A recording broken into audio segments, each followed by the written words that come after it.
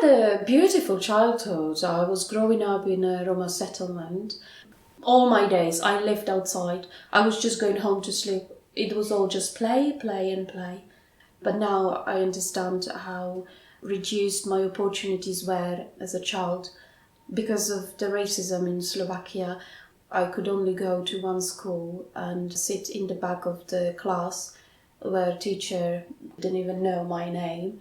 Then I knew that I'm going to be mocked, laughed at and called horrible names. So I never liked the school.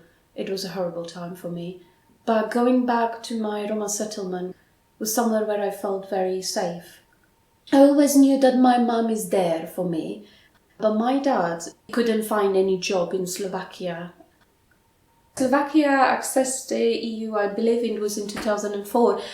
My dad did make the journey at the end. He did find a job. Then he asked my mum and all of us to move to the UK with him.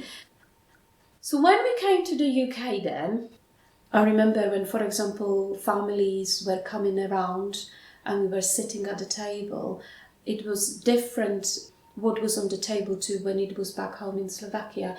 Back home in Slovakia, for example, my father was mostly celebrating with loads of alcohol. Now in the UK, because the alcohol is quite expensive, my father will only allow one bottle of vodka. So there is a difference now. At my school, there were teachers who were calling me by my name and they were smiling at me. They were sitting next to me and teaching me the words. That has never happened in Slovakia. And it felt really good. I felt cared for and I felt like I do matter. I saw this young boy and he was very handsome. And the best thing was that he also spoke my language, Roma language, because I didn't speak English much. So I could talk to him and we became very good friends and we could go to a local restaurant and just have a little drink or have a food, something that we could not do in Slovakia for fear of racism. But here I feel with my boyfriend now, Roland, very much alive. I feel like I can do so much with my life in the UK now.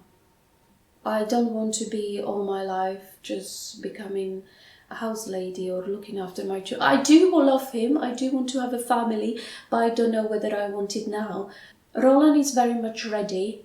I'm not at that point yet. So that has played with my emotions, with my feelings. Physically, I was not confident in myself anymore. My parents, they wanted me and Roland to get married. Everything that I have worked on and achieved suddenly just was disappearing. They were arguing about what a rebellious child I am and how I'm not meeting their standards. That's the point where I felt like I'm not being understood. A point for me where I found myself finding a refuge in alcohol.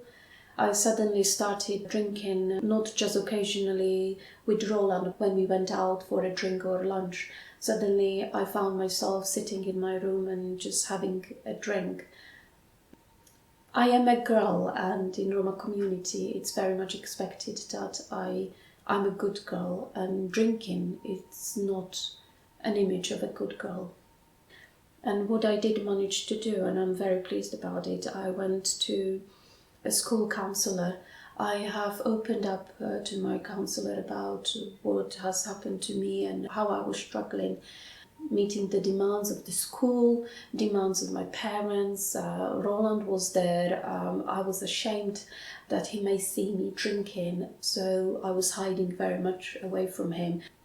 My counsellor suggested to do something with the childcare, and I really liked that idea because as a young child I was looking after my siblings a lot, and that passion for children and caring has stayed with me, so I have decided to go for it.